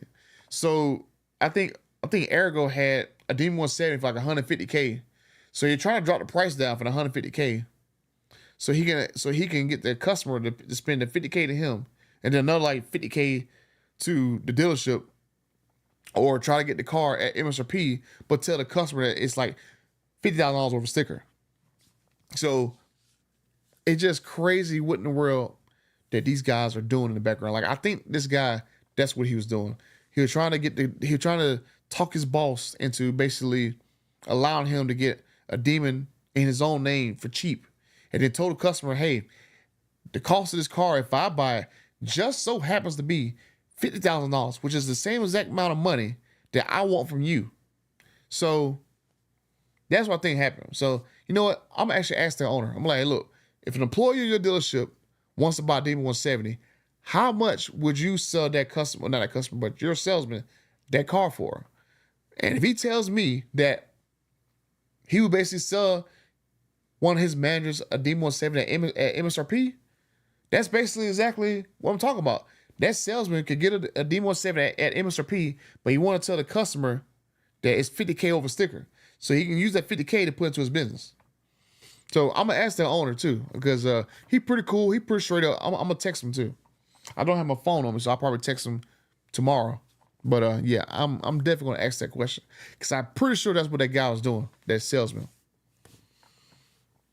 Why would they ever reveal a hidden car that was at the Meadow Brick Hall? Yeah. If you're talking about the Charter Daytona, they still have not revealed the Banshee version of it. So they're probably going to the Banshee version of it, and they did not reveal the actual production version of the car. So other than that one spy shot, or a couple of spy shots they sent, no one has seen the production car, and it's like production trim, all nice and pretty and stuff. So more than likely at that March 5th event, they're going to reveal the production version of the Banshee system. Or I don't know if they're going to do that, because I could have sworn I read an article somewhere where they're delaying the Banshee for a year because the 800-volt system is not ready. So they kind of matches up what I heard in the background, that some of their stuff is just plain out, flat out not ready. So that new Ram Charger is coming out later this year. I think that's why they did that battery pack like that, where it's basically a Prius with a engine that's going to basically supply the battery pack a lot of power, because they can't get the 800-volt system to work yet. So we'll see how fast these EVs charge. This is all going to be 400-volt EV chargers. TK said there was one or two Demon 170s on Facebook Marketplace being sold by a dealer. Yeah, because they cannot sell them at the dealership. I mean, people aren't paying the money, so they're trying to recruit people from Facebook. So these guys, like I said, they think that people are going to be paying 90 to 100K over now, when everyone's on Facebook seeing these cars drop to 40, 50K range. So these guys, I don't know what they're smoking, but they're not getting that 90 to 100K money they thought they was getting back in March of last year. People are dropping out of their cars left and right. Your video on price fixing on Demon 170s at 100K plus over appeals to hit the nail on the head. Now, when the true market appears to be 50K or less, just saying. Exactly. So that's what I'm saying. These guys were all together in two different locations. They were all together at the Demon reveal. And there's a certain influencer that told me that he was right there when those dealers were talking about marking up the car. And I would love for him to give me the footage, because I could have sworn he said that he might have some of those suckers on camera talking about marking up this car. And the second daggone time these guys were together was at the little dealer conference in one of the hotels. I can't remember which one it was, but somebody told me which hotel they was in. And he was basically there, and he saw them talking about marking the car up. So we will see. We will see, because it is very suspicious that the morning after the reveal, people were getting Demon 170s allocations for MSRP to like 30K. And then once noon Eastern time hit, which is right around the same time all those guys woke up, those GMs and owners woke up in Vegas the night after the reveal, they all woke up, put a phone call in. It's my third cell phone. Hey, we all came to agreement, and we're going to raise the cost of the Demon 170 minimum $100,000. Click. And then next thing you know, a lot of people start getting their deposit to return back. I know of at least, because I know I personally helped maybe 20 or 30 people get Demon 170 allocations for under 50K. And every single person, I think except for one or two, reached back out to me and said, hey, they refunded my deposit. They refunded my deposit. Or they asked me, hey, the cost is now $100,000 over sticker. And I mean, I've seen this firsthand. I have the messages or people calling me. I'm like, oh God, like these guys literally just at noon, like it was like bam, at noon, prices went up. from 8 o'clock in the morning to noon Eastern time, that 4 hour window, people was getting the best deals on D170s. Afternoon, prices skyrocketing. 100K, 125, 150, 100K, 125, 150, 200K, 200. Like I could have sworn there was one dealer that wanted $250,000 for a Demon 170. It's just crazy. What's your opinion on direct connection crate engine?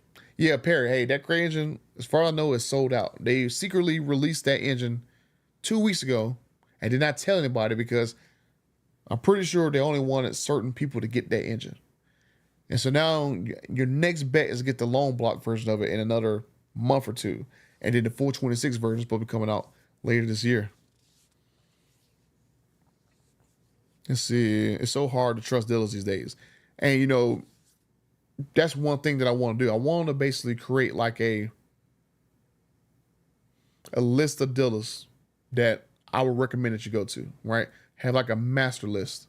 And I want to basically have it to a point to where, you know, if I can work with a dealership, that's why I like building these relationships with these owners. Because I want to build a relationship with these Dodge owners. But hey, look, you know, if I bring people to you, if I can throw a lot of business to you, will you sell these people cars at MSRP? And if I can get in good with some of these owners and do that crap, and I can get one, and I get one in the Southeast, one in the Northeast, one in the Northwest, one in the Southwest, and one in the middle, I think that, you know, if I can find 5 dealers, 5 dealers to do that crap, I think I can really turn the tide and have these other ones shape up. Because if I can just funnel people to those 5 dealers and just keep them jam-packed busy and do nothing but promote them, those other dealers are going to shape up, or they're going out of business.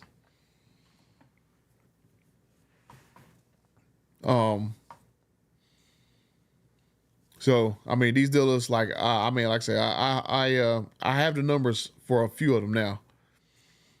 And I'm talking to the actual owners of the dealership, like not general managers. I'm talking to the actual millionaire owners who some of them don't even really like the car business. They just in it because, I mean, I guess I don't know how he got to the car business if he don't really like it. But I mean, I talked to an owner. He doesn't even care about the car business. He basically just have all these dealerships and just let the GMs just run them, and he doesn't really care. He like, man, I don't care about this stuff.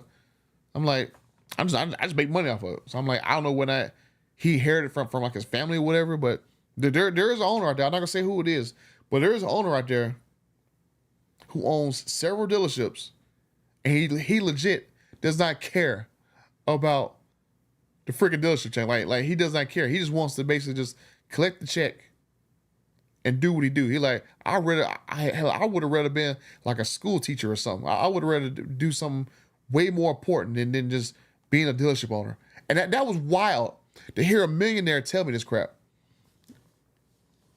I was like, wow. This dude literally just said that to me. Because I was talking about a situation with a customer. And that's, I think, that was one I talked to him about a scammer. And it was wild to think this dude just did not care. Man. Yeah, he wanted to be a school teacher. But he was like, I just like the money. I don't really care. I mean, so I'm like, okay, sure. But I have his number though. So he did say if I need to reach out to him, if I need anything, let him know. But it's kind of surreal that now I have phone numbers of how many millionaires? How many millionaires do I know? I know the one in California, one in Michigan, Louisiana. Yeah, so I know about 5 millionaires' phone numbers that either own a dealership, runs a dealership,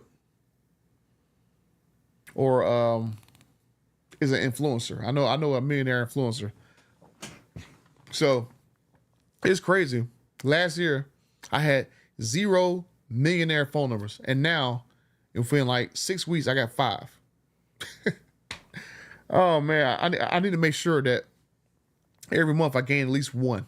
If I gain at least one dealer, especially the owner, Because if I can go straight to the source, straight to the top, and talk straight to the owners, and kind of drive to home the point that if you don't kind of shape up, that it's gonna get to the point to where people are just gonna stop buying cars from dealerships. They're gonna just basically just figure out all kind of ways to get around buying cars from dealerships, and your chain is gonna suffer for it. So I hope to have like a dealership trust list, because I kind of have that now on the TRX forum, where there's been dealers who I've talked to the salesman and they were like, hey, yo, we'll sell TRX's MSRP. And I got like a little list of like each state that I found dealers who were willing to sell TRXs at MSRP. And I did that like 2019, 2020, or 2020, 2021 when TRX first came out.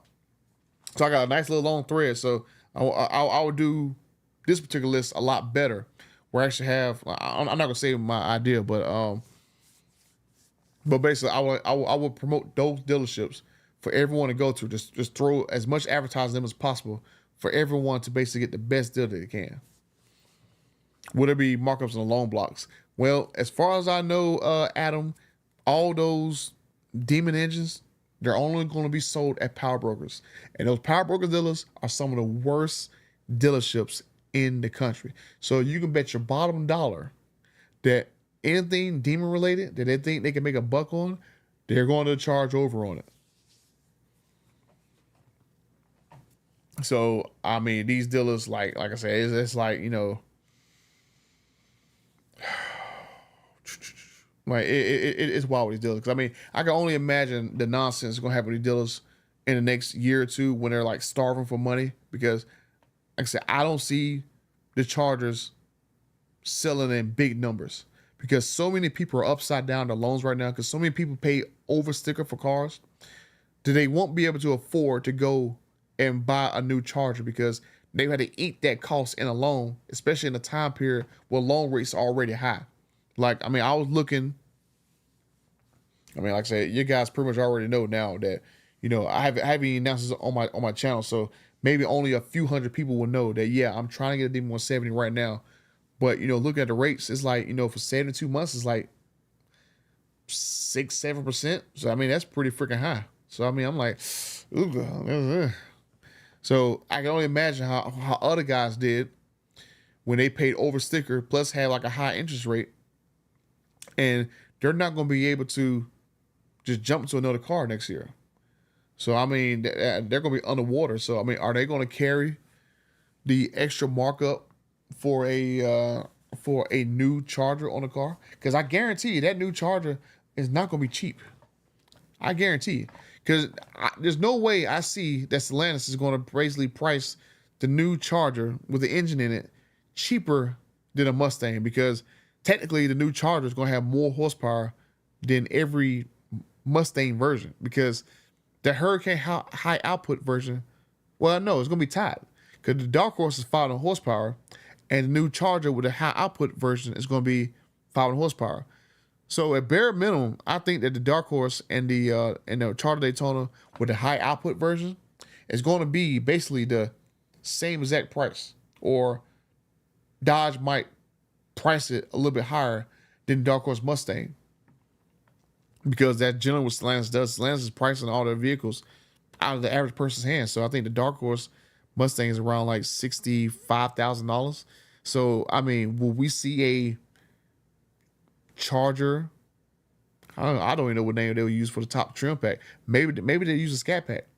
They might use the Scat Pack name for the 500 horsepower Charger for the 2025 car. So will we see a $68,000 Scat Pack 500 horsepower? Golly, that would be very, very ugly. But I mean, the Dark Horse Mustang is around like 62 500 horsepower. So I'm like, whew. Let me look exactly how much a Dark Horse Mustang is. I should know, because I have one. I have one on order, but I'm actually price protected on mine. So, yeah, $63,000, $480. So I can see Dodge charging at least $65,000 on a Scat Pack 500 horsepower Charger. Whew. And I go, oh man. And if it's that bad, if a two-door Charger costs $65,000, how much is the four-door version gonna cost? Is the four-door version gonna be like $67,000? Whew. So you got almost $70,000 out the door for a four-door base four-door Charger. Like, golly. Oh man, that's gonna be ugly. Like, Stellantis' only hope with this new Charger, because like I said, it doesn't already look that great to me. Their only hope against the Mustang is they have to price the new Charger underneath the Mustang. So if they make the 500 horsepower Charger Scat Pack maybe $55K, then I see they have a very good chance to compete with the Dark Horse. Oh, hold on, that's the Dark Horse Premium. Let me get the base Dark Horse. I think the base Dark Horse is a little bit cheaper. That was $63,000. Let me go look at the building price. Hold on. Okay, so the base Dark Horse is $59,485. The Dark Horse Premium is $63,000. So that's really like, you know, I think if Stellantis and Dodge price the brand new Charger at least $5,000 cheaper than the Dark Horse, it has a chance. So if the new Challenger Scat Pack is like $54,000, I give it a shot. If the Scat Pack, like a pre-option up version of it, costs like 58, somewhere around there, I give it a good shot. But if it's like more expensive than a Dark Horse Mustang, heck no, they're done. They are done. They're over. They're over. New emblem is cool. Yeah, new emblem's all right. Any news regarding the Vipers that you previously did videos on? So yeah, Ron. So like I said, I talked to Dodge directly. I'm not gonna say exactly who I talked to, but he's a pretty high up person, and they said that they would love to do a Viper. They just have to make a way to get it affordable. And so I brought up the suggestion that why not use the Maserati MC20 as a base for the new Viper. And they were saying that they could do it, but the new Viper would be too expensive. So, and then I think they threw a number out there that it would basically like base like 150 to 60K. So it seemed like they thought about that idea first, where they were going to basically use the Maserati MC20, but they kind of like scrapped that idea because it would cost too much money. But I mean, if you make a brand new Viper out of the MC20, it's going to have a carbon fiber tub, rear engine, and it has like doors to go up. I mean, a Z06 is like 160K. So I mean, if this vehicle, the new Viper, can smoke a Z06 and its base price is 160K, I don't think it's gonna be a problem. And then you got the Z01 or the ZR1 coming out. The ZR1 Corvette probably gonna come out. You know, it probably gonna get teased or announced sometime in the next 3 months. I mean, what is the base price of that car gonna be? Because I mean, an average spec Z06 is around like 130 to 160. So does that mean that a new ZR1 car gonna cost between 150 and 180, 190 range, or maybe 160 to 200K? So I mean, where is the ZR1 going to fall in? So there's a lot of there's a lot of wiggle room if you just discount the base C8 Corvette and you basically make a Viper specifically to go after the Z06 and the ZR1, because you don't need to make a lot of numbers of the Viper, right? I mean, you can make low volume Vipers, because I mean they only make low volume Z06s, and I'm pretty sure gonna make even lower volumes of the ZR1. I mean, the Viper wasn't really like a mass-produced sports car anyway, so it's not a Corvette. So if they made, I don't know, maybe 500 to 1,000 Vipers a year, and it was like 150K, I mean, what's the problem? I'm pretty sure guys will do that crap. I mean, guys are paying over $200,000 for a Demon 170. You don't think those same guys will spend 150K on a Viper with that doors go up, that make it look more like an exotic car that can probably smoke some exotic cars? The only other thing the Dodge had to do is put in some power. Because I mean, the MC20 is kind of like the Ford GT. Like, I mean, they got a small engine in it, but and they say it's fast, but you never see videos of it racing anything. I mean, I just don't understand why the Ford GT, the new Ford GT, is like over $1 million and no one races the car. I would have thought that car would have stayed at the 500K range just because of how it looks. But I think I've seen one video of it beating a Z06, and I think that was what I know one of those little Motor Trend article or car, like one of those channels did like a Ford GT versus Z06, and it beat the Z06. But I'm going like, is that it? I'm like, can it beat McLarens and Lambos and stuff for the price? I mean, let's see. Yes, that's a Viper, Blue Bonnet Dodge, and yeah, Blue Bonnet is probably like the best one to get stage kits installed at. But other than that, I mean, majority of those pop worker dealers are garbage. They're trash. They're terrible. They're just expensive as crap, and they overcharge everything. If you go to California and try to get a stage kit installed in California, those power broker dealers, they are charging like, a couple $1,000s to do a pulley swap, a thermostat install, and an air filter. Like thousands of dollars. Like it's wild that these guys are literally charging like $3,000 or $4,000 to install three things: a pulley, a thermostat, and a pulley. A pulley, thermostat, and an air filter. So, I mean, one guy, when I did the video about the crap, one guy was like, it's cheaper for him to drive from California to Blue Bonnet, get the stage kit installed for like $700, and drive back to California. It's cheaper for him to do that crap than to get it installed in his own state. I'm like, are you kidding me?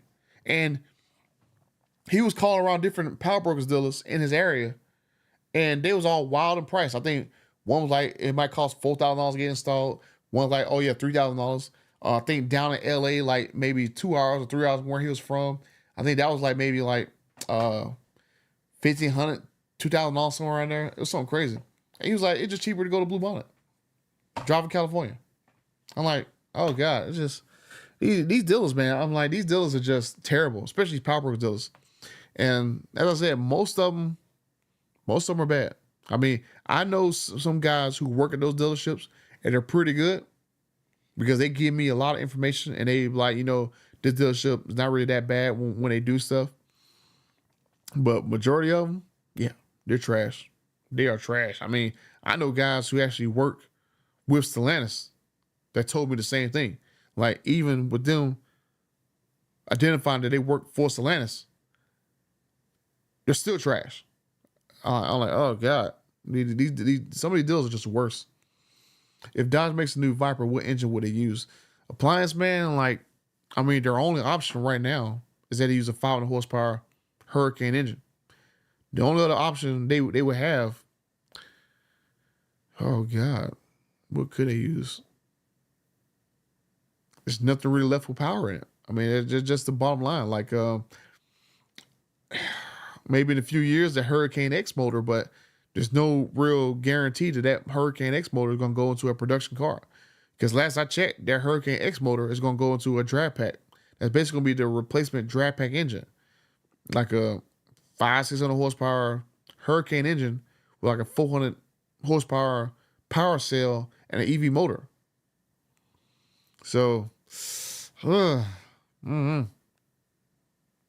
I said I was going to go. But yeah, I definitely need to go. If 2018 Demon will get a stage kit, it's possible we'll see the Demon 170 as well, a lot of horsepower.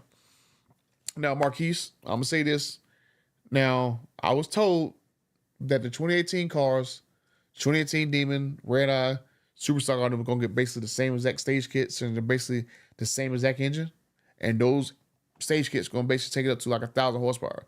But I was talking to an influencer the other day, and he was telling me that Dodge has kind of like scrapped some of those stage kits. And so they might cap the Demon, the 2018 Demon and the Red Eye stuff at like, 900 horsepower because they don't want to step on toes of the Demon 170.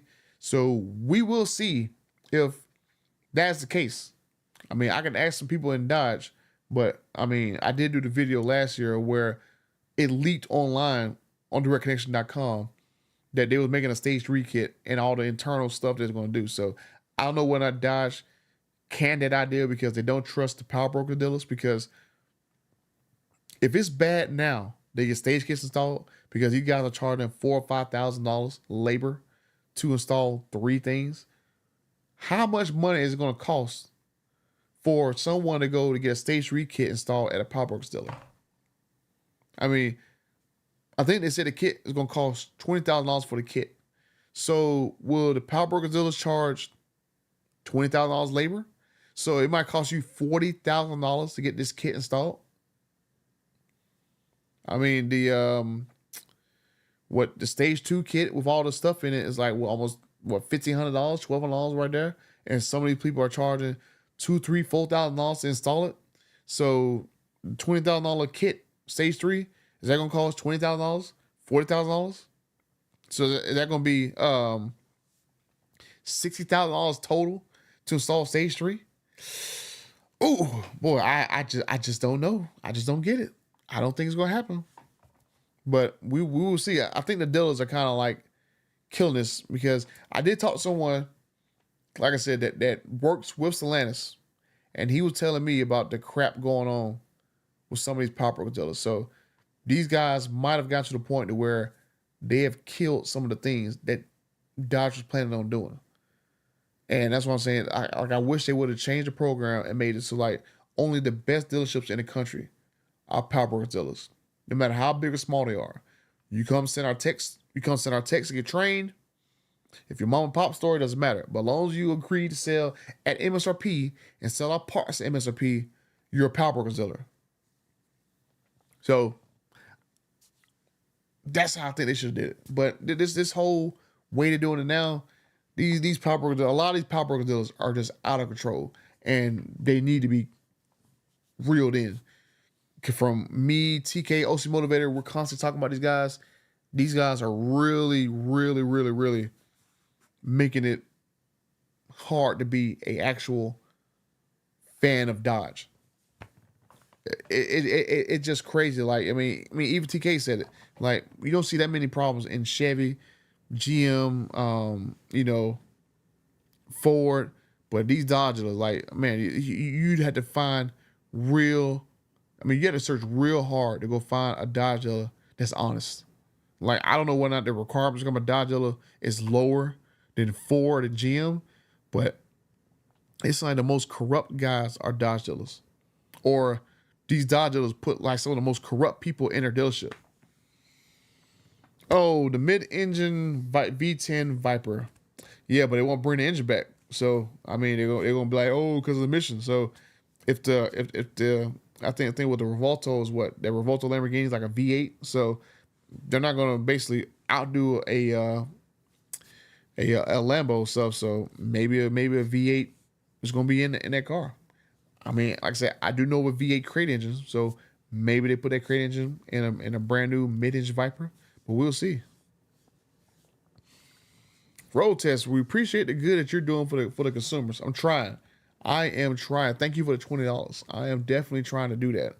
It is definitely a hard work indeed. So that's why I'm saying that, there's a lot more videos I want to do, but I just don't have the time to get them out because I'm just dealing with so much crap in the background. And that, I wish that there was some lawyers who would basically have like a nice little subsection that only deals with dealers. That I'm like, oh, hey, get them. Let's get them. Let's get them. Let's get them. Hey, this one right here. Let's get them. Hey, that one right there. Let's get them. So I hope that happens because I would love that to happen. That'd be just such sweet chin music. I'd be like, hey, in other news today, we went to this dealership and they caved off of one email and they paid the customer's money back. Hey, we went to this dealership. Hey, they caved and got the money back. Hey, this dealer, FAFO, they found out, got sued, got a lot of money back to the customer. So we'll see. But yeah, But yeah, I'm gonna go ahead and end it right here because it's already like 12 o'clock. And I gotta make sure that my kid is in the bed. If he's not in the bed, me and him are gonna have some problems. I told us, but his curfew was like 11 o'clock, and I kind of lost track of time because usually when I go run my mouth, I lose track of time. So hopefully, I'll start doing some other collabing with some other people. Hope that maybe me and TK can do like a collab. Me and him go back and forth, from me, him, and also motivated. All of us get on like on the same live stream or whatever, and we have like one big giant live stream with all our fans. So I'm gonna call it a night, guys. Hold on. Thanks, Butter, for Insider, for what you do. True Butterhood. What's up, Road?